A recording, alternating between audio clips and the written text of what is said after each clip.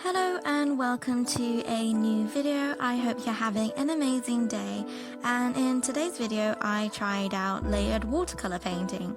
I got this idea from watching the lovely videos by Emma and Jay Lee, which was very encouraging to see how it's done while seeing them do it themselves. I love the delicacy of the layers and how soft they look, which was very different from my last video of painting oranges. When I first watched their videos, I was like, this is well within my capabilities to do. But then I tried it and found that there were a few tips to bear in mind.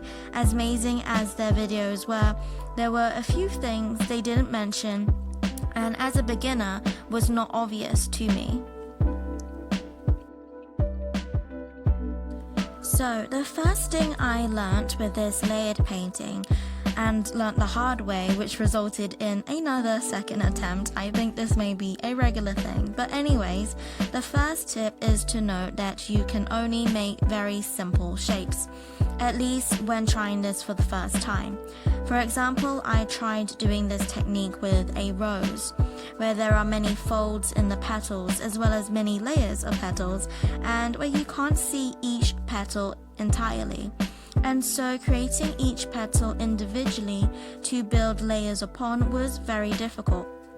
It's best to do larger shapes of simplified petals to then repeat and overlap with each other.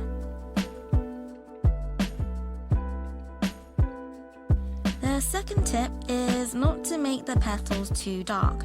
I added a little pigment, then cleaned my brush to spread the pigment into a petal, and then slowly adding pigment while it was wet, and trying to make the wash as flat as possible. The third tip is not to paint the petals too close to each other, because they will bleed into each other and not form the layer effect when they dry. Paint separated petals, wait for it to dry completely, and then paint in between the petals. Tip 4.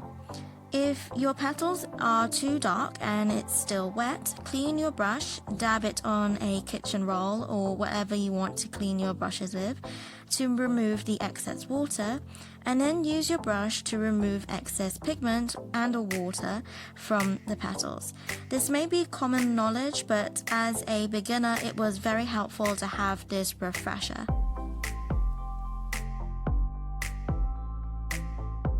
This painting was easier than painting the oranges in my last video, but it was strangely less fun and exciting because it was less challenging. I do want to return to painting fruit since I really enjoyed doing my last video, even though trying out this layered painting technique was helpful for me to practice and remember watercolor fundamentals. But I do want to practice more with texture and the use of light and dark.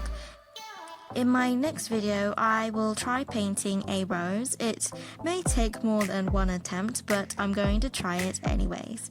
It will be more of a wet on wet technique, at least in the beginning, which is a little more daunting to me, but something that I know is useful for me to practice. If you're a beginner like me, I'll encourage you to watch tutorial videos very carefully and try and observe how they're making the strokes, when they're cleaning the brushes and so forth. It's okay to have a few attempts, and it's not as easy as it seems when seeing someone doing it on a video where it appears so effortless and their first attempt. Try and enjoy the process and see where it goes, and be proud that you're learning as you practice.